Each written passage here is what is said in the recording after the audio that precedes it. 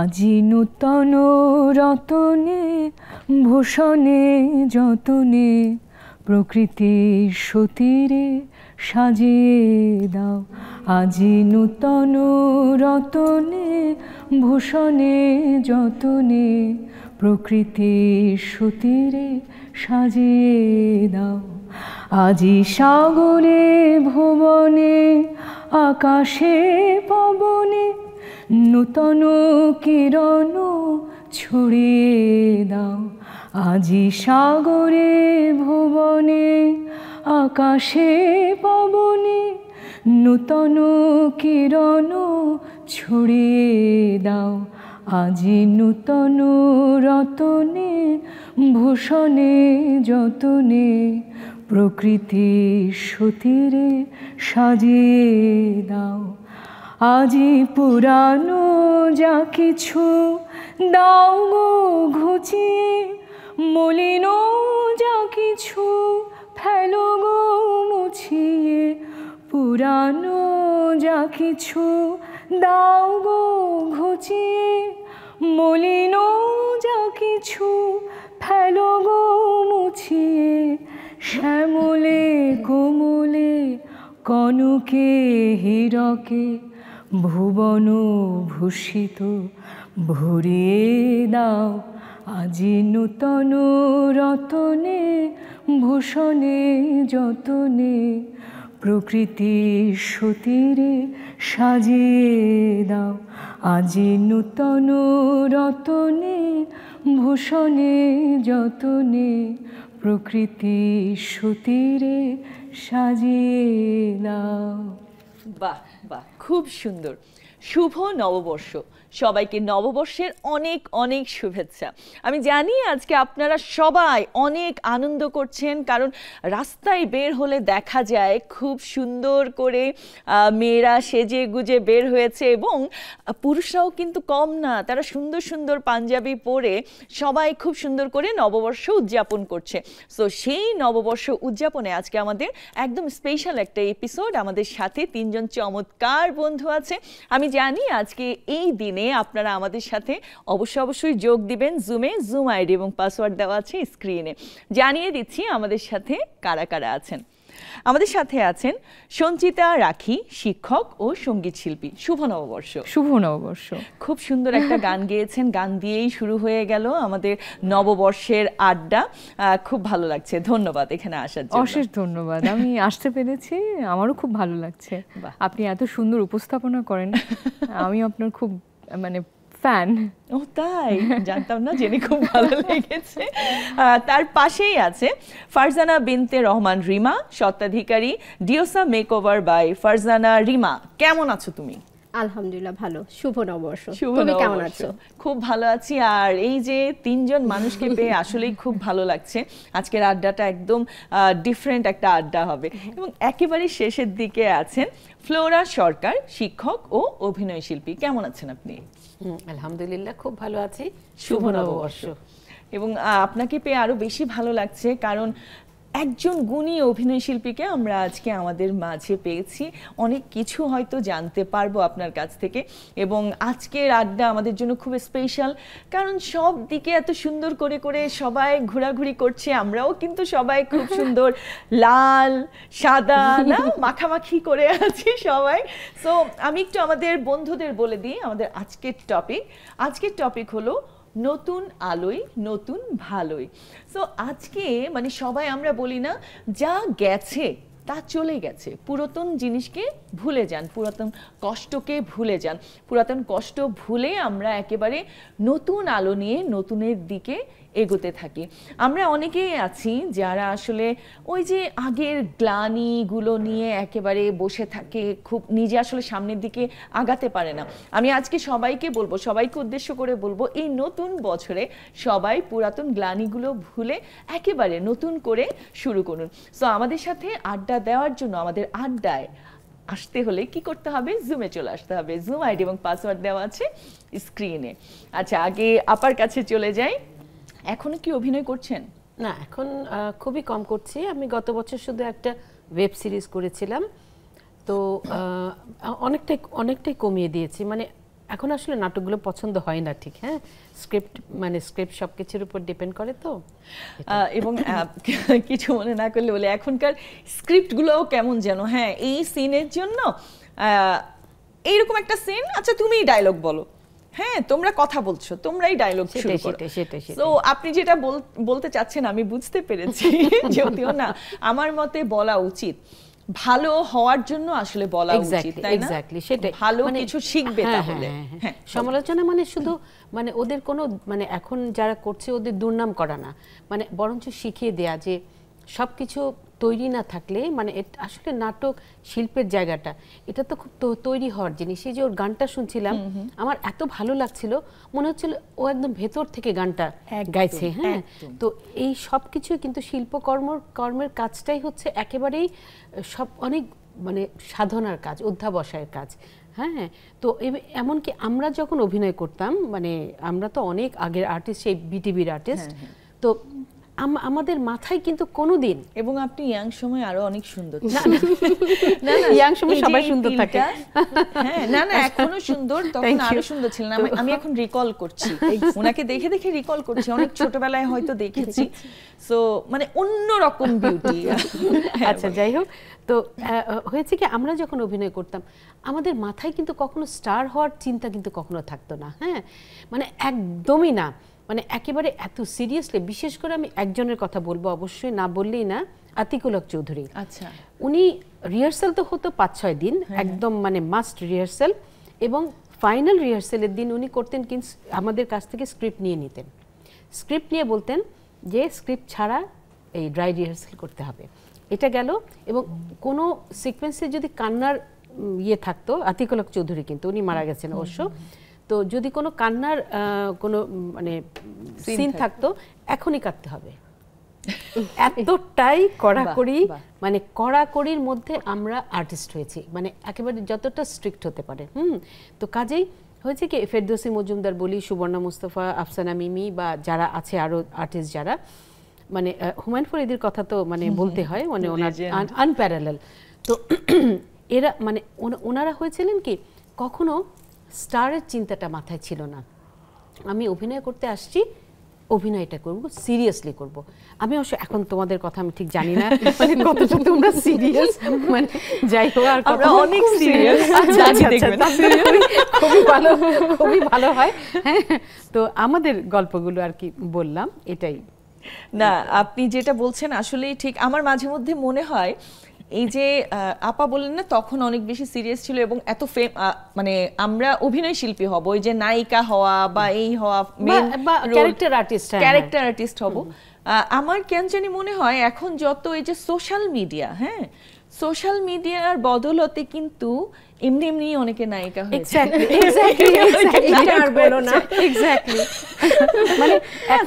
মানে এখন স্টার না, যে শব্দটা হয় সেটা হচ্ছে ভাইরাল। হ্যাঁ, সবাই না ভাইরাল হওয়ার জন্য এত উদ্গ্রীব, মানে আমি ঠিক বুঝি না নেগেটিভ হচ্ছে না পজিটিভলি হচ্ছে, ডাজন্ট ম্যাটার। এক্স্যাক্টলি একটা কনফিউজড ব্যাপার হয়ে গেছে, তাই না? মানে পুরোপুরি একটা কনফিউজড ব্যাপার। অনেকে আছে, যেমন আপনি একজন প্রফেশনাল সিঙ্গার, ঠিক আছে, এমনও আমি দেখেছি যে হয়তো একটা গান কভার করেছে, সে সিঙ্গার না, হয়তো একটা গান ভালো হয়েছে, তার সেকেন্ড গানটা আর ভালো হয়নি, কিন্তু ওই গানে যেই ফলোয়ার্স বেড়ে গেছে তাতে তার অনেক লাভ, সে সেলিব্রিটি হয়ে গেছে। তো আমার মাঝে মধ্যে মনে হয় আপনাদের সময় যদি সোশ্যাল মিডিয়া থাকতো তাহলেও কি এমন হতো নাকি কেমন হতো, মানে এটা একটা বড় প্রশ্ন। আপনার কাছ থেকে একটু জানতে চাই, আপনি ইমাজিন করেন তখন যদি আপনাদের এটার একটা সুন্দর একটা উত্তর আমি দেই। সেটা হচ্ছে কি, কার্ল মার্কসের উদ্ধৃতি দিয়ে মার্কস একটা সুন্দর কথা বলেছিলেন। উনি বলেছিলেন যে প্রাচীন যে গ্রিস ছিল, হ্যাঁ বলছে যে ওরা ডেভেলপ হওয়ার আগেই ওরা যে নাট্যচর্চাগুলো করতো ওইগুলো ছিল মানে আনপ্যারালালি বিউটিফুল। আমি বলি শুধু ওই যে গ্রিক নাটকগুলো আছে, সফোক্লিসের বা ইয়ের রাজা ইদিপাস, আমি তুমি করে বলি তোমাকে, হ্যাঁ অনেক ছোট, আচ্ছা, তো এই ওদের নাটকগুলো যদি কখনো পড়ো, হ্যাঁ আজকাল আর্টিস্টরা নাটক পড়ে বলে মনে হয় না, নাট্য যারা আছে যাই হোক পড়তে হয়েছে, আমি ইংলিশ ল্যাঙ্গুয়েজ এন্ড লিটারেচার থেকে। আচ্ছা, খুব ভালো। হ্যাঁ, তাহলে তুমি এখন খুব ভালো মতো বুঝবে এই যে তোমার গ্রিক নাটকগুলো, এগুলো আমি নিজেও যখন এখন পড়ি না, মনে হয় কি গতকাল লেখা হয়েছে, মানে এত আগে। তো সো কানেক্টেড এক্স্যাক্টলি। তো মার্কস যেটা বলেছিলেন যে ওদের ওই সময়টা ছিল কিন্তু আনডেভেলপড, ওরা কিন্তু তখন এতটা ডেভেলপড হয় নাই, কারণ খ্রিস্টপূর্ব 400-500 বছর আগের লেখা নাটক। তো তখনকার প্রাচীন গ্রিস তো বুঝতেই পারা যায় জাস্ট নগর রাষ্ট্র ছিল।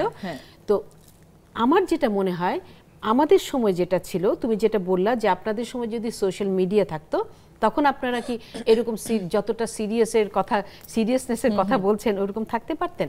তা এখন আমার যেটা মনে হয় না থাকতে পারতাম, এই কারণে কারণ আমাদের এতটা মানে কানেক্টিভিটি ইন্টারনেটের বলি, হ্যাঁ, এত বেশি এখন অ্যাভেলেবল সবকিছু, এত সব আমি এবং ওটাতেই সব কাজ হয়।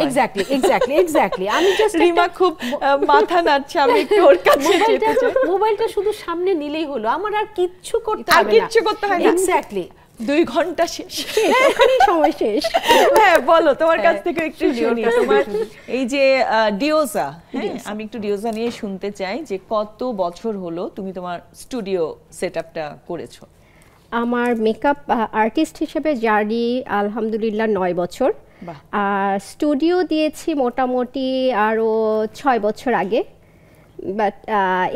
বাট এই যে আমাদের যে আজকে টপিকটা পারপাসে আমি বলবো যে আমাদের আসলে প্রিভিয়াস লাইফে কি হয়েছে। ইনফ্যাক্ট আমি পার্সনটাও এরকম যে আমার হাফ অ্যান আওয়ার আগে যদি আমার সাথে একটা খারাপ কিছু ঘটে যায়, আমি চেষ্টা করি কিছুক্ষণ পরে, মানে অল্প কিছুক্ষণ তো স্বাভাবিক মনটা খারাপ থাকবে, কিন্তু তারপরে চিন্তা করি যে না, যেটা হয়ে গেছে এটা নিয়ে যদি আমি অনেক ওভারথিঙ্ক করতে থাকি তাহলে হয়তো আমি সামনে আগাতে পারবো না।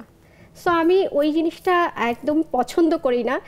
ভেরি রিসেন্ট আমার সাথে একটা খুবই মানে কি বলবো আনএক্সপেক্টেড ঘটনা ঘটে গিয়েছে আমার এই ডিওসা নিয়ে, সেটা না হয় আর নাই বলি, কিন্তু মানে আমি চাই এখন এই যে আজকে আমাদের শুভ নববর্ষ, আমার আজকের ফিলিংসটা এরকম যে হ্যাঁ, আমি যেন নতুন বছরটা, আমাদের বাংলা নতুন বছরটা আমি আবার নতুন করে নতুনভাবে শুরু করতে পারি, এটাই নিজে চাওয়া। এবং সবার কাছে আমার এটাই বলা যে আসলে কি হয়েছে লাইফে, আসলে আপস অ্যান্ড ডাউন থাকবে, এটাকে ধরে রেখে আসলে সামনে আগানো যাবে না। আর আপস অ্যান্ড ডাউন না থাকলে আমার মনে হয় আমি আসলে এর চেয়ে বেটার যে করব, এই শক্তিটা আসলে মানে আমি যদি আসলে একদম সিমিলার থ্রুতে চলতেই থাকি মানে একদম এরকম সমান্তরাল, এটা হয় না। আপস অ্যান্ড ডাউন আসবে, সেটাকে ওভারকাম করে সামনে আগাতে হবে, এটাই মনে হয়। এবং আমি একটা লাইন খুব বিশ্বাস করি, দুঃখ মানে যত গভীরভাবে দাগ কাটে, সুখ তত বেশি ফিল করে মানুষ, তত মানে ওই সুখটা, এতটুকু সুখ হলেও অনেক ভালো কিছু পেতে যাচ্ছি। এক্স্যাক্টলি, অবশ্যই তুমি ভালো কিছু পাবে। শুনলে হয়তো বুঝবে যে স্বাভাবিক আমার বিজনেসটা আমার কাছে খুবই আমার একটা বাচ্চা, এইটার উপরে যখন একটা ব্যাড এসে পড়েছে, তখন আসলে এটা আমার জন্য কি রকম কষ্টের ছিল, এটা তো আসলে আমি কাউকে বলে এটা বোঝানোর মতো না। মানে কেউ কিছু করতেও পারবে না এমন সিচুয়েশন, আপু আসলে বলবো হয়তো তোমরা হয়তো ইয়ে করছো, সহানুভূতি দেখাচ্ছ বা বলছো ঠিক হয়ে যাবে, কিন্তু যার কষ্ট বাবা সেই কষ্টটা, কিন্তু তারপরেও সামনে তো যেতেই হবে, সো এটা ভুলে যে সামনে যাওয়া উচিত। একদম ভালোই সব। এই আপুর কথা মতো যে হচ্ছে আমাদের এখন এত সোশ্যাল মিডিয়ার যে যুগটা এসেছে, তাতে করে আসলে এই প্রবলেমগুলো এই সোশ্যাল মিডিয়া থেকে হচ্ছে আমি মনে করি। এটা খুব সুন্দর বলছে, সোশ্যাল মিডিয়া আমি মনে করি ওনাদের যুগটা অনেক ভালো ছিল, অনেক ভালো ছিল। আমরা এই সোশ্যাল মিডিয়ার যুগে এসেই আসলে অনেক প্রবলেম ফেস করছি। একটা আপুর সাথেও আপুর কাছ থেকে একটু জেনে নেই, এই যে সবাই যে কথাটা বলছে, হ্যাঁ, মানে দুঃখ আসলে আসবেই তো লাইফে, তাই না? কষ্ট দুঃখ সবকিছু আসবে, ওগুলোকে পেছনে ফেলে আমরা সামনের দিকে এগিয়ে যাবো। আজকে নতুন বছরে আমরা সবসময় এটাই করি, তাই না? গ্লানি ভুলে একেবারে সামনের দিকে সুন্দরভাবে এগিয়ে যাবো। সো আপনার কাছ থেকে একটু সবসময় পজিটিভ থাকতেই হবে, তাই না?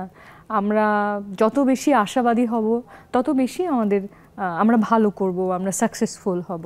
আর জীবনটাই তো বেশিরভাগটা সময় আমার মনে হয় দুঃখ কষ্ট, জীবনটাই একটা জার্নি। কাজেই যা কিছু হোক না কেন, যত কষ্টই হোক না কেন, মেনে নিয়ে শুধু সামনের দিকে এগোনোটাই আমাদের মানুষ হিসেবে আমাদের এটা দায়িত্ব, এবং মানুষ হিসেবে সেটা কাজও। এবার আমরা যদি এই মানে রবি ঠাকুর যেমন বলেছেন বুক বেঁধে তুই দাঁড়া দেখি, কাজেই সমস্ত দুঃখ কষ্ট জীবনে অনেক ঝামেলা, তারপরে জীবনটা তো আসলে স্মুথ কারোই না, প্রত্যেকেই আমরা মনে করি আমাদের জায়গা থেকে আমার কষ্টটা খুব বেশি, আমার জীবনটা এমন কেন, আমি কেন কাজে এবং সিচুয়েশনগুলো এক একটা মানুষের এক এক রকম, কাজেই সবসময় আশাবাদী থাকবো এবং আশাবাদী হব, এবং আজকে এরকম একটা উৎসবের দিনে আরো বেশি নিজের ভেতরে পণ করব, একদম সামনের দিকে আমরা এগিয়ে যাওয়া। আড্ডা দিব, আরো গান শুনবো, একটা বিরতি নিয়ে আসছি, নিশ্চয়ই নিয়ে নিচ্ছি ছোট্ট একটি বিরতি, যাচ্ছি আর এক্ষুনি ফিরছি, সাথেই থাকুন।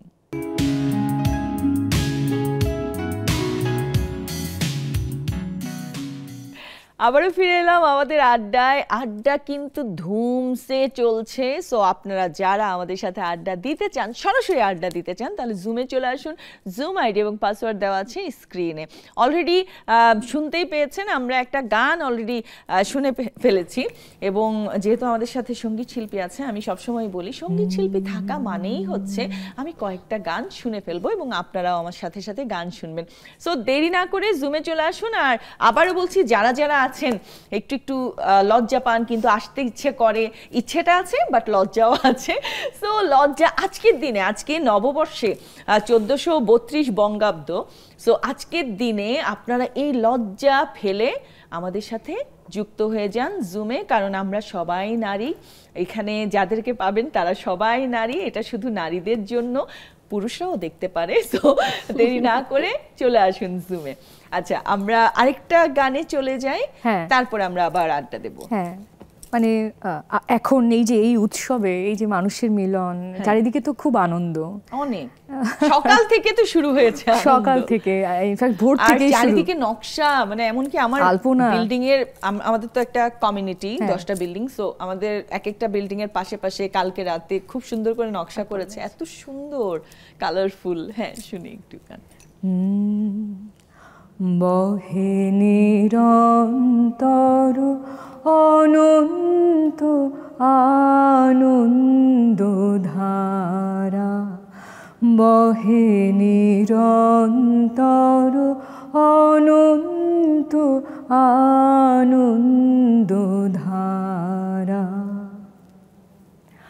বাজে অসীম নভ মাঝে অনাদিরব, বাজে অসীম নভ মাঝে অনাদিরব, জাগে অগণ্য রবি চন্দ্র তারা, বহে নিরন্তর অনন্ত আনন্দ ধারা, বহে নিরন্তর অনন্ত আনন্দ ধারা। বাহ, চমৎকার। এভাবে গান আর আড্ডা, মানে কি আর বলবো, সাথে চা। যাই হোক, আপনি তো শিক্ষকতাও করছেন, তাই না? হ্যাঁ। আচ্ছা, কোথায় করছেন, মানে আপনার সাবজেক্ট কি? গান? আমার সাবজেক্ট মিউজিক, আমি মিউজিকেই পড়াশোনা করেছি, কাজেই এখন সেটার চর্চা করছি, আর শিক্ষকতা, পাশাপাশি শিক্ষকতা আমি আছি দীর্ঘদিন থেকে, আমি সানিডিলের সঙ্গে আছি। আচ্ছা, বাহ, চমৎকার চমৎকার। এখানে মোটামুটি আরেকজনও আছেন, শিক্ষকতা করতেন, তো একটু শুনি, শিক্ষকতা করতেন, কখন ছাড়লেন, নাকি এখনো আছেন, একটু শুনি। আমি মূলত আমরা 85 বিসিএস, হ্যাঁ, বিসিএস দিয়ে তখন কলেজে জয়েন করলাম।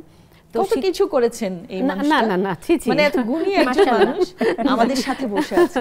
তো ওই আমি শিক্ষকতা করতে গিয়ে একটা জিনিস খুব মজার ব্যাপার লক্ষ্য করতাম। হ্যাঁ, তো আমি যখন ক্লাসে যেতাম, তো ক্লাসে যখন লেকচার দিতাম তখন না, ওটার কথা পরে বলবো, কিন্তু যখন পরীক্ষার ডিউটিগুলো দিতাম, তো এক একটা স্টুডেন্টকে যখন দেখতাম, ছেলে মেয়ে একসাথে সব বসতো, তো আমার কেন যেন মানে কোন একটা ফেজ দেখে মনে হতো কি ওকে ওই ক্যারেক্টারটা বোধহয় ভালো মানাবে। আমার মাথায় এগুলো ঘুরতো, তো ওকে বোধহয় ওই ক্যারেক্টারটা মানাবে। হ্যাঁ, তো এটা গেল একটা। আর আরেকটা হলো শিক্ষকতার একটা মজার দিক হলো যারা আর্টিস্ট, হ্যাঁ, যদি কেউ আগে মানে পূর্ব জন্মে যদি আর্টিস্ট থাকে এবং পরজন্মে যদি সে এরকম শিক্ষকতা করে, ওর একটা সুবিধা হচ্ছে আমি খুব এক্সপ্রেশন দিয়ে ক্লাস করতাম। মানে খুব এক্সপ্রেশন দিতাম এবং স্টুডেন্টরা খুব মজা পেত। হ্যাঁ, এবং শুধু এক্সপ্রেশন না, আমি চাইতাম কি স্টুডেন্টরা হবে টিচারের ফ্রেন্ডের মতো, ওরা হবে আমার বন্ধু। এবং এখনও আমি কিন্তু 20-এ রিটায়ার করেছি সোহরাওয়ার্দী কলেজ থেকে, তো ওই কলেজের স্টুডেন্টরা আমাকে এখনও ফোন দেয়, এখনও যদি ওদের কোনো সমস্যা হয়, ম্যাডাম এটা হয়েছে, ম্যাডাম এই প্রবলেম, এখন আমি কি, মানে তার পার্সোনাল যদি কোনো প্রবলেম থাকে, এমনকি প্রেম ঘটিতেও যদি সমস্যা থাকে, তখনও আমাকে জিজ্ঞেস করে যে ম্যাডাম আমি এই সমস্যার মধ্যে আছি। মানে এতটাই ফ্রেন্ডলি ছিলাম, মানে যতটা ফ্রেন্ডলি হওয়া যায়।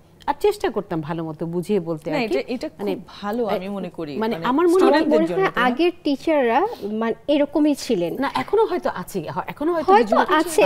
আমরা তো আসলে আমার জানি না, আমার নিজের আপুর কথা শুনে মনে হচ্ছে যেমন ভেরি রিসেন্ট একটা ঘটনা, সেটা হচ্ছে খুবই কোইন্সিডেন্স। আমি যে স্কুল থেকে পাশ করে বের হয়েছি, আমার মেয়ে এবার এসএসসি দিচ্ছে, ওর এসএসসির সিট পড়েছে সেই স্কুলে। বাহ। এবং আমি যাওয়ার পর আমি ওকে নিয়ে স্কুলে একদিন গেলাম যে টিচারদের সাথে দেখা করা দিব। দেখা করাতে গিয়ে আমি বাসায় আসছিলাম আর মেয়ের সাথে গল্প করছিলাম যে আমার নিজের কাছে বিশ্বাস হচ্ছে না ওনারাই আমার টিচার। কেন জানো, আমার টিচাররা আমাকে জড়ায় ধরে আদর করছে, আমার মেয়েকে জড়ায় ধরে আদর করছে, বলছে তুই আমাদের স্টুডেন্ট, তোর মেয়ে আমাদের স্কুলে এসে পরীক্ষা দিচ্ছে, মানে আমাদের আরেক স্টুডেন্ট। মানে ওনারা এত আদর করছে, এই জিনিসটা আমার কাছে মনে হচ্ছে আল্লাহ টিচাররাও এরকম করে। তো না, একটা জিনিস হয় কি, আমি কেন ফ্রেন্ডলির কথা বলছি, স্টুডেন্টরা কিন্তু নর্মালি টিচারদের খুব ভয় পায়। হ্যাঁ, এবং আমার একটা খুব মানে খারাপ লাগে, সেটা হচ্ছে কি, মানে যখন একজন টিচার প্রত্যেকটা, আমি তো কলেজে ছিলাম, আমি তো স্কুলের কথা বলতে পারবো না, তো একটা স্টেজ থাকে, তো ছোট্ট একটা স্টেজ থাকে, তো আমি যখন ওই স্টেজে দাঁড়াতাম এবং ওরা যখন ওই দিকে বসতো, তো ওখানে কিন্তু একটা দূরত্ব তৈরি হয়। ওই স্টেজটাই কিন্তু আমাকে মানে এক্স্যাক্টলি, হ্যাঁ, মানে গঠনটাই। হ্যাঁ, তো এখন হয় কি, এবং অবশ্য মাঝে মাঝে আমি হেঁটে হেঁটেও করতাম, মানে ওই রোয়ের ভিতরে হাঁটতে হাঁটতেও লেকচার দিতাম যাতে সবাই শুনতে পায়। তা একটা জিনিস আমি যেটা আমার কাছে মানে লাগতো, যে এই যে দূরত্বটা যাতে না থাকে, হ্যাঁ, এবং দূরত্বটা যত আমি কমিয়ে আনতে পারবো ওদের সাথে, ওরা তত বোঝার জন্য আগ্রহ প্রকাশ করবে। কিন্তু আমি যদি ফার্স্টেই একটা টিচার সুলভ একদম খুব মানে ভাব নিয়ে আমি শেষ, ওই তখন ওর মাথায় কিছু ঢুকবে না, ও কিছু বুঝতে পারবে না, তারপরে হচ্ছে ভয় পাবে। এক্স্যাক্টলি, এবং ওর যদি কোনো কোয়েশ্চেন থাকে, ও ভয় চোটে বলবে, জিজ্ঞেস করতে পারবে না। হ্যাঁ, তো যার জন্য আমি শুধু না, আমার স্টুডেন্ট না, আমার আন্ডারে যারা কাজ করে বা যারা ইভেন আমার যে কাজের বাসার যে কাজের মেয়েটা, ওর সাথে আমি খুব ফ্রেন্ডলি, কারণ আমি জানি ওর সাথে আমি যত ফ্রেন্ডলি হব, ওর কাছ থেকে আমি কাজ আদায় করতে পারবো। ভালো বুদ্ধি। কিন্তু ওর সাথে আমি যত মনিবার চাকরের সম্পর্কটা রাখবো, ও তত কিন্তু কমার্শিয়ালি কাজ করবে। আপনার এই টেকনিকটা আমিও অ্যাপ্লাই করি। আমার যে হেল্পিং হ্যান্ড আছে, আচ্ছা আচ্ছা, খুব ফ্রেন্ডলি আমি, এবং প্রথম থেকে যদি এই জিনিসটা মানে বুঝে শুনে, তাও কিন্তু পরিমিত, অনেকে আছে একটু বেশি করে ফেলে, এখানে উঠে যায়, মাথার উপরে উঠে না, আবার স্টুডেন্টরা কিন্তু আমাকে ভয় পেত। ওটাই মানে একটা ব্যালেন্স এবং ভয়টা মেশানো থাকবে। হ্যাঁ, মানে একেবারে এরকম ফ্রেন্ড না যে একেবারে তুই তাই সম্পর্ক হয়ে গেল আমরা যে দোস্তদের সাথে, ওইটা না। হ্যাঁ, ওরা কিন্তু আমি দেখতাম যে ওরা চিন্তা করে তারপর কোয়েশ্চেন করতো। যাই হোক, তো এই জিনিসগুলো মানে আমার যেটা মনে হয়, ওই যে এক্সপ্রেশনের কথা বলছিলাম, হ্যাঁ, ওইটা দিয়ে তো শুরু করেছে। তো আর্টিস্ট হওয়ার সুবাদে আমার এই একটা খুব মানে একটা সুবিধার সাইডটা ছিল ওই এক্সপ্রেশন দিয়ে, কারণ আমার সাবজেক্ট কিন্তু অর্থনীতি, ইকোনমিক্স তো সাহিত্য না। তো অর্থনীতির মতো একটা কটমটা সাবজেক্টকে মানে আমি যখন খুব এক্সপ্রেশন দিয়ে ওদেরকে শুধু চাহিদার যোগানের পার্টটাই ভালো লাগতো। সবাই অর্থনীতির কথা বললে খালি চাহিদার যোগানের, বোঝাটা এত ইজি ছিল, এতগুলো কোটেশন 22টা 23টা করে কোটেশন ছিল, এগুলো সিরিয়াল বাই মনে রাখা। ওরে বাবা, ওয়াই আমার এটা কেন মনে রাখতে হবে। আর রাখি আপুর কাছে আসি, আপনার স্টুডেন্টদের সাথেও নিশ্চয়ই আপনার এরকম একটা কানেকশন আছে, যেহেতু মিউজিকের টিচার সে তো শিল্পী এবং রাখতে হয়। একটু করে বলেন যে কোনো স্টুডেন্ট কখনো আপনাকে দেখে ভয় পেয়েছে? না, ভয় পাইনি, মানে আমি তো জানতে পারি বা আমাকে জানানো হয়, ফিডব্যাক আমি আসে, সবার সঙ্গেই একটু সুন্দর থাকার চেষ্টা করি, কেননা না হলে তো আমার গানও করবে না, কারণ যে মাধ্যমে তারা যে মাধ্যমে তারা পড়াশোনা করে সেটার সঙ্গে রবীন্দ্রনাথের গান এবং তিন কবির গান তো একেবারেই যায় না, শব্দগুলো তাদের কাছে খুব অচেনা, কাজেই আমাকে খুব মানে ফ্রেন্ডলি ওয়েতে সব কিছু বোঝাতে হয়, প্রত্যেকটা শব্দগুলো একটু ভাবাতে হয়। হ্যাঁ, আসলে এই বিষয়গুলো আমাকে আরো বেশি করে, যারা এমনি সাবজেক্টে যারা ক্লাস নেয়, সাবজেক্ট টিচার যারা, তারা তো এসে একদম পুরো প্ল্যান করা, এসে ওদের কাজটা করতে হয়, কিন্তু আমাকে আরো কিভাবে ওদের সঙ্গে মিশলে ওরা আরো ভালো করে বুঝতে পারবে, শব্দগুলো বুঝতে পারবে, দেশের প্রকৃতি সংস্কৃতি সমস্ত কিছুর সঙ্গে একটা যোগাযোগ তৈরি হবে, আর একটু বেশি দিতে হয়। আমরা আরো শুনবো, একটা বিরতি সময় হয়ে গেছে, নিয়ে নিচ্ছি আরেকটি বিরতি, যাচ্ছি আর এক্ষুনি ফিরছি, সাথেই থাকুন।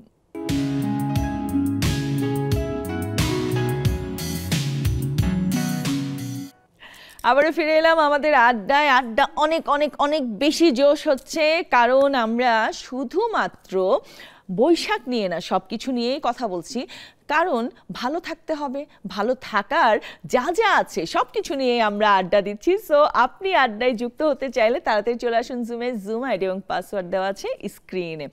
তোমার কাছে যাই এখন, তুমি তো 9 বছর ধরে অ্যাজ এ মেকআপ আর্টিস্ট কাজ করছো, অনেক এক্সপিরিয়েন্সড। ও আমাকেও খুব সুন্দর করে বউ সাজিয়েছে, মানে আমি মডেল ছিলাম, তো খুব সুন্দর সাজাতে পারে। এখন এই যে দুইজন শিক্ষক দুই পাশে বসে আছে, তোমার কি কখনো ইচ্ছে করেছে যে ট্রেনিং দেওয়ার বা এরকম? আপু আমি কিন্তু করেছি, আমি উজ্জ্বলা একটা অ্যাসোসিয়েশন আছে, ওখানে আমি প্রায় 1 বছর অ্যাজ এ ট্রেনার হিসেবে ছিলাম, আর এখন ডিওসা থেকেও কিছু ক্লাস আমি পার্সোনালি করাই, সো কিছুটা অভিজ্ঞতা আমারও আছে।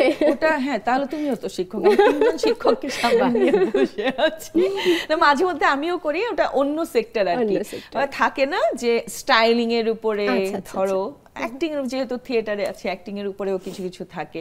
সো আমরা সবাই শিক্ষক, আমরা আবার সবাই স্টুডেন্টও, কারণ শিখছি তো একজন আরেকজনের কাছ থেকে, তাই আসলে কোনো শেষ নাই। একদম আমি ইনফ্যাক্ট আমি এটা পার্সোনালি খুব বিলিভ করি যে আপু আমার ছোটর কাছ থেকেও আমার শেখার আছে, আমার বড়র কাছ থেকেও আমার শেখার আছে, সো আমি মনে করি আমি প্রত্যেকদিন শিখছি।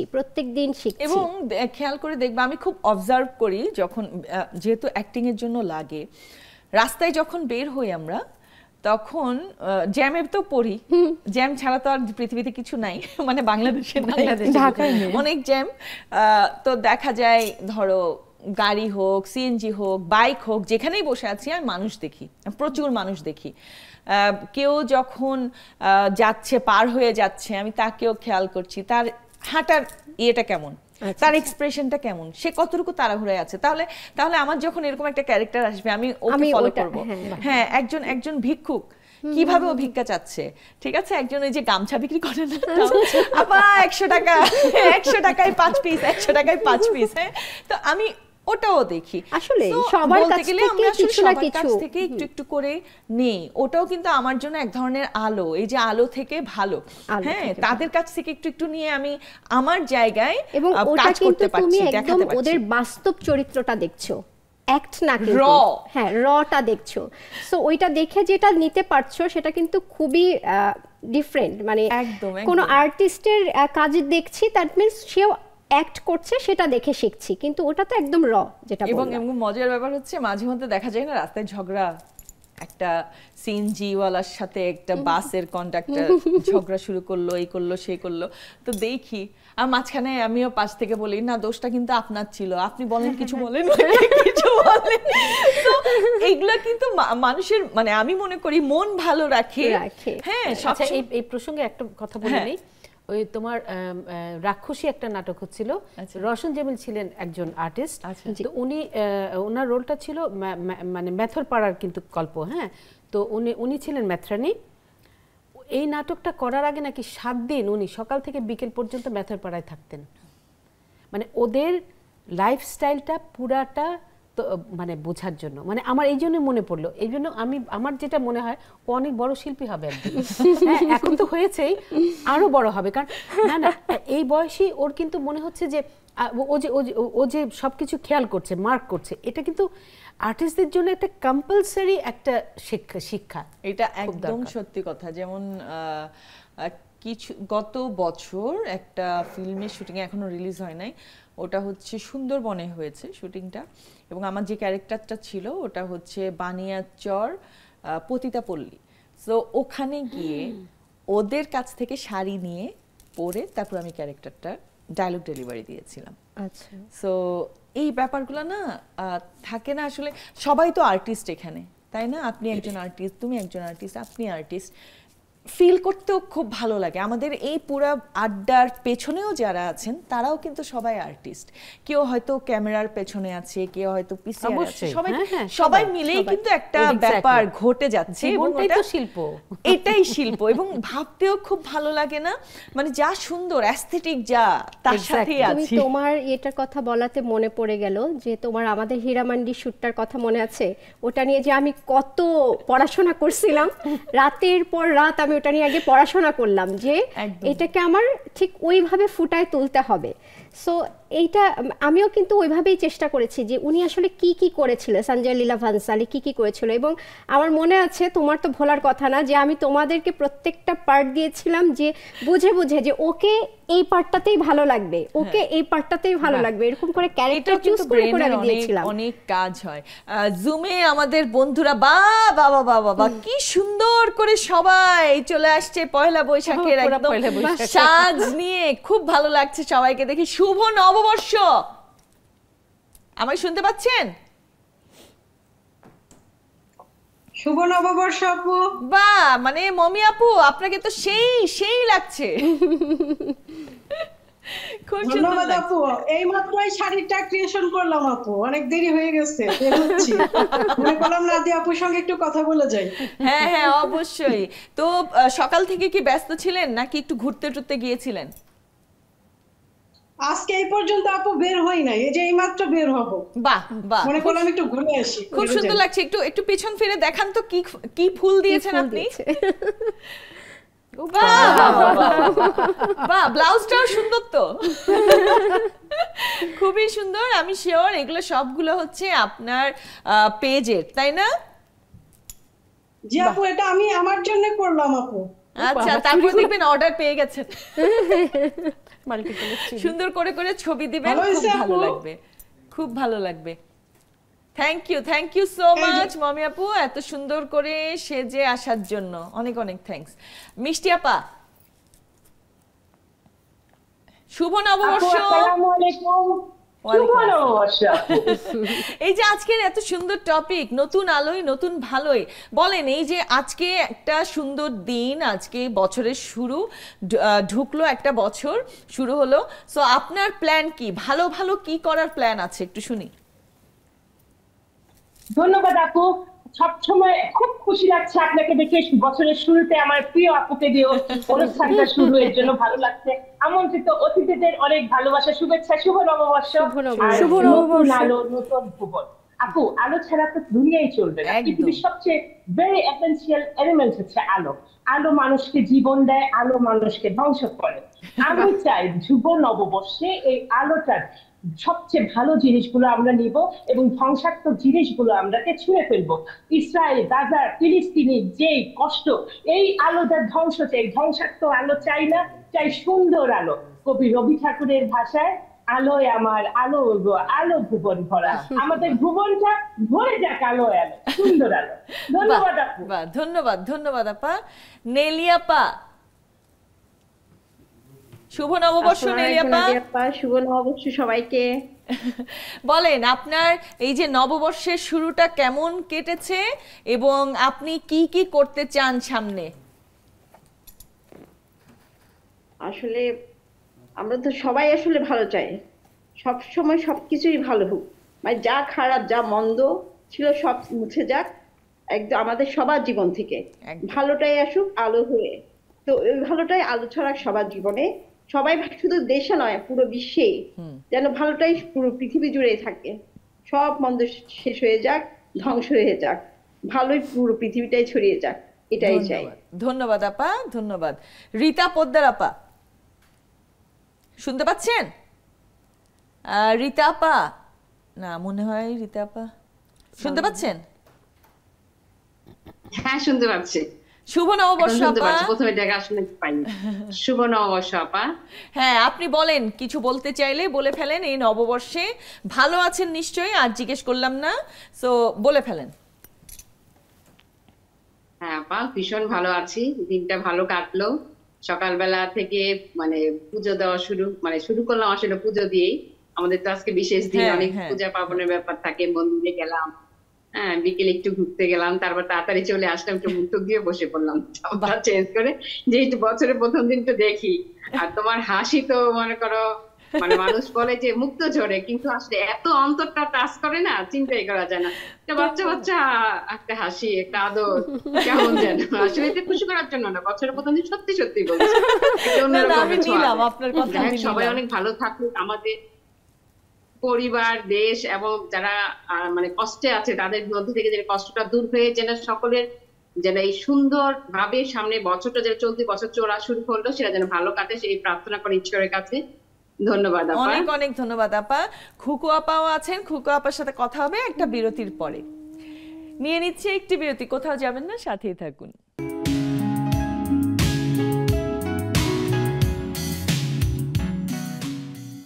আবার আমন্ত্রণ আমাদের আড্ডায়। আমরা একেবারে শেষ পার্টে আছি, সো খুকু আপুর কাছে চলে যাই। খুকু আপু, শুভ নববর্ষ।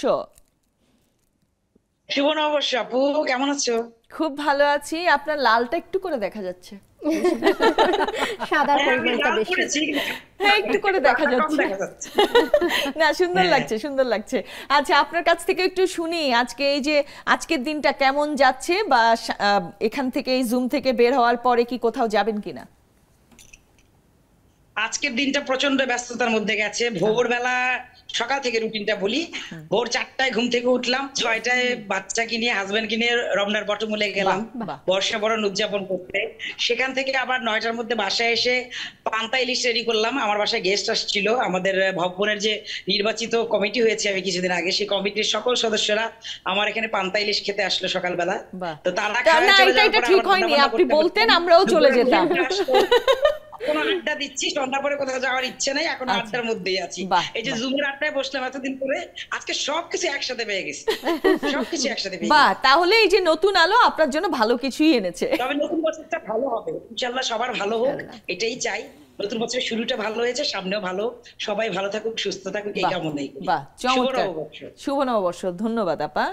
আচ্ছা, আমরা আমাদের জুমের বন্ধুদের সাথে তো কথা বলা শেষ, আবারও চলে আসি। আজকে আমাদের যে টপিকটা অ্যাকচুয়ালি নতুন আলোয় নতুন ভালোই, আসলে নতুন আলোটা যখন ওই যে সকালবেলার আলোটা যখন চেহারায় পড়ে, তখন ভেতর থেকে কিন্তু একটা ফ্রেশনেস ফিল হয়, তাই না? খুব ভালো লাগে, মানে ভোরের যে আলোটা, ব্যাপারটা আসলে খুবই ম্যাটাফরিক, মানে আমাদের টপিকটার সাথে একদম মিলে গেছে। সো আপার কাছে যাই, এই যে ভালো ভালো আমরা সবাই ভালো থাকতে চাই, ভালো থাকার তো কিছু নিয়মও আছে, কিন্তু খুব অল্প জিনিস লাগে ভালো থাকতে, তাই না? একদম একদম, মানে আসলে ভালো থাকার মূল যে মানে ইয়েটা, মটো না মোটো না, ঠিক মানে মূল যে শর্তটা, এটা আমি কিন্তু সত্যজিৎ রায়ের কাছ থেকে একটা কথা শুনেছিলাম। ওনাকে একবার জিজ্ঞেস করেছিল যে আপনি সিনেমা বানান কেন? বলে সিনেমা বানাতে আমার ভালো লাগে। সিনেমার কাজ কিন্তু অনেক কঠিন, তুমি জানো যে শুটিং কাকে বলে, কত প্রকার। তো তোমার যেটা ভালো লাগে, তুমি যখন ওই কাজটা করো, তোমার কিন্তু আর কোনো সমস্যা হয় না, এবং যেটা তোমার ভালো লাগে না ওটা কখনোই করবা না। মানে আমাদের খারাপ লাগাটা কিন্তু তখনই হয় যখন আমরা যেটা ভালো লাগছে না আমরা জোর করে মনের ইচ্ছার বিরুদ্ধে যখন কোনো কাজ করি। যাই হোক, তো আর তুমি বলছিলে একটু ইয়ের সময়, বিরতির সময়, যে এই বছরটা মানে আপনি আপনার প্ল্যানটা কি, আমরা একটা প্ল্যান করে রাখি। তো তা আমার একটা ব্যায়ামও আছে, সেটা হচ্ছে কি আমি খুব পড়ি, মানে ইভেন হ্যাঁ পড়তে খুব ভালোবাসি। মানে এটা কিন্তু গল্প না যে ও আচ্ছা আপনি অনেক লেখাপড়া করেন, ওইটা না কিন্তু, খবরদার। হ্যাঁ, এবং আমার বাসায় গেলে আমি শাড়ি কাপড় কিন্তু গয়নাকাটি কখনোই কিনি না। আমার বাসায় গেলে বই, এবং চোর যদি কখনো যায় খুব অফেন্ডেড হবে, কিছু চুরি করতে পারবে না। এক্স্যাক্টলি আবার শিক্ষিত চোরও আছে এক্স্যাক্টলি যাই হোক, তো আমি মোটামুটি প্ল্যান করে রেখেছি এই বছর আমি কোন কোন বইগুলো শেষ করব। আর সাথে আমি একটু লেখালেখি করি, তো আমি মেইনলি সিনেমার উপরে লিখি, তো এখন আবার সংস্কৃতির উপরেও লেখালেখি করছি আর কি। দেশকাল একটা পত্রিকা আছে, ওখানে লিখি রেগুলার। তো তোমার এই লেখালেখির কাজটা আমি আরো কিভাবে গুছিয়ে আনতে পারবো, তো একটা বই আমার বের হয়েছে অলরেডি চলচ্চিত্রের উপরে, আর আরেকটা বই আমি বের করার প্রতি বছরই প্ল্যান করি, যাই হোক কিন্তু মানে হয়ে ওঠে না। কিন্তু এখন আমি মানে এই বছরের এখান থেকে আমি মোটামুটি প্ল্যান করছি যে বাহ দেখি চমৎকার সুন্দর। আমি তোমার কাছ থেকে একটু শুনতে চাই, তোমার তো নিশ্চয়ই প্ল্যান আছে। অবশ্যই প্ল্যান আছে, তবে আমার কাছে মনে হয় ভালো থাকার প্রথম নিজের দায়িত্ব হচ্ছে নিজের মনের ভিতরে এটা পোষণ করা যে আমি ভালো থাকবো। বাহ, এটা সবচেয়ে দরকার। কারণ আমি যদি সারাক্ষণ চিন্তা করি আচ্ছা কি হবে হবে হবে না, এইরকম এই ভাবাটা আমার ভালো লাগে না, টু বি অনেস্ট। হ্যাঁ, আমি নেগেটিভ চিন্তাটা মাথা থেকে বের করে দিয়ে নিজেকে বিশ্বাস করতে হবে ভালো কিছু হবে, ভালো করব, এটা থাকলেই আমার মনে হয় ভালো। আমি একটা জিনিস বিলিভ করি, যখন আমি পজিটিভ চিন্তা করব তখনই আমার সাথে পজিটিভ কিছু হবে। কিন্তু আমি যদি খুব বেশি নেগেটিভিটি নিয়ে চিন্তা করতে থাকি তাহলে আমি পজিটিভটাকে ধরতে পারবো না। একদম না, এবং তোমার আশেপাশের মানুষও টক্সিক হয়ে যাবে। হ্যাঁ, এটাই। যেমন আমরা একটু আগে বলছিলাম যে অনেকে বলে, আপু বলছিল যে জিজ্ঞাসা করলেই বলে ভালো নাই, এটা উচিত না আসলে। ভালো থাকার মানে খারাপ ভালো মিলেই আমরা থাকবো, কিন্তু বলা উচিত আলহামদুলিল্লাহ ভালো, তাহলেই হয়তো যতটুকু খারাপ হয়েছে হয়ে গিয়েছে, কিন্তু তারপরে ভালো আসবে। সো আমার মনে হয় সবার এই জিনিসটা ব্রেনে নেওয়া উচিত, সবসময় মনে প্রাণে বিশ্বাস করা উচিত যে আমি ভালো আছি, ভালো থাকবো ইনশাল্লাহ সামনে, তাহলে আমার সাথে ভালো কিছু হবে ইনশাল্লাহ। সুন্দর সুন্দর। এবং আমারও প্ল্যান যা হয়েছে লেট ইট বি। এক্স্যাক্টলি, ইনশাল্লাহ নিশ্চয়ই এর চেয়ে অনেক ভালো কিছুই আমার জন্য আল্লাহ রেখেছে, সেটার অপেক্ষায় আছে ইনশাল্লাহ। আল্লাহ আমাকে সেই দিন নিশ্চয়ই আল্লাহর কাছে ফিক্সড করা আছে, তো অবশ্যই সেটা আল্লাহই নিজেই আমার কাছে পৌঁছে দিবে ইনশাল্লাহ। হ্যাঁ, আপুর কাছে আসি। আমরা তো গান শুনতে শুনতে বাড়ি যাব, তো আপনার কাছ থেকে একটু ছোট করেই শুনবো। বলেন, ভালো থাকার জন্য কি করা উচিত? ভালো থাকার ইচ্ছেটাকে মানে গুরুত্ব দেওয়া, নিজের ইচ্ছেটাকে গুরুত্ব দেওয়া, আমি কি চাই সেগুলোরও একটা লিস্ট বানিয়ে ফেলা। এবং মানুষ, আমি দেখি যে আমরা মেয়েরা অনেক কিছু কম্প্রোমাইজ করে থাকি, সংসারে থাকি, সব জায়গায় করি, কিন্তু সেটা আসলে ঠিক কথা না। যা কিছু হবে দেখা যাবে। খুব সাহসী হতে হবে মেয়েদেরকে, প্রথমত সাহসী হতে হবে। আর কোনোভাবেই এই যে কম্প্রোমাইজ করে থেকে যাওয়া, কোনো একটা রিলেশনেই টিকে থাকা বা বৈবাহিক সম্পর্ক, যেটা মনের ইচ্ছে মানে যা আমি করতে চাই সেটাকে প্রকাশও করা এবং সেটাকে স্বপ্ন দেখা এবং সেটাকে বাস্তবায়ন করা, এটাই হবে আমার এই যে নতুন আলো, নতুন আশা, নতুন উদ্দীপনা নিয়ে সামনের বছরটা সুন্দরভাবে পার করা, এবং জীবনও তাই, এবং এটাই হওয়া উচিত। একেবারেই তাই। নিজের যা ইচ্ছে করবে সুন্দরভাবে থাকা। জীবন একটাই, জীবন একটাই, জীবনটাকে যত সুন্দর করা যায় হ্যাঁ ওভাবেই ভাবতে হবে। আমরা একদম শেষ পর্যায়ে আছি, আমরা গান শুনতে শুনতে বাড়ি যাব। আমি আগে বিদায় নিয়ে নিই, তারপর আমরা গান শুরু করে দিব। সবাইকে অনেক অনেক ধন্যবাদ, আবারও নববর্ষে অনেক অনেক শুভেচ্ছা। আপনাদেরকে অনেক অনেক ধন্যবাদ, নববর্ষের আবারও অনেক শুভেচ্ছা। তোমাকে অনেক ধন্যবাদ, নেক্সাসকেও ধন্যবাদ আজকে এই স্পেশাল ডেটাতে আমাদেরকে একসাথে করার জন্য। অসংখ্য ভালো লাগলো আজকের আড্ডাটা, তাই না? আসলে ক্যামেরায় আছেন যারা, এই অনুষ্ঠানের সঙ্গে সম্পৃক্ত সকলকে শুভ নববর্ষ এবং অনেক অনেক শুভ কামনা সবার জন্য। আমাদের বন্ধুদেরকে আবারও অনেক অনেক শুভেচ্ছা নববর্ষের। ভালো থাকবেন, সুস্থ থাকবেন, নেক্সাস টেলিভিশনের সাথেই থাকবেন। যেই গানটি না করলেই না সবাই করি। এসো হে বৈশাখ এসো এসো, এসো হে বৈশাখ এসো এসো, তাপস নিঃশ্বাস বায়ে মুমুর সুরে দাও পুড়ায়ে, তাপস নিঃশ্বাস বায়ে মুমুর সুরে দাও পুড়ায়ে, বৎসরের আবর্জনা দূর হয়ে যাক যাক যাক, এসো এসো, এসো হে বৈশাখ এসো এসো, যাক পুরাতন স্মৃতি, যাক ভুলে যাওয়া গীতি, যাক পুরাতন স্মৃতি, যাক ভুলে যাওয়া গীতি, যাক অশ্রু বাষ্প সুদূরে মিলাক যাক যাক।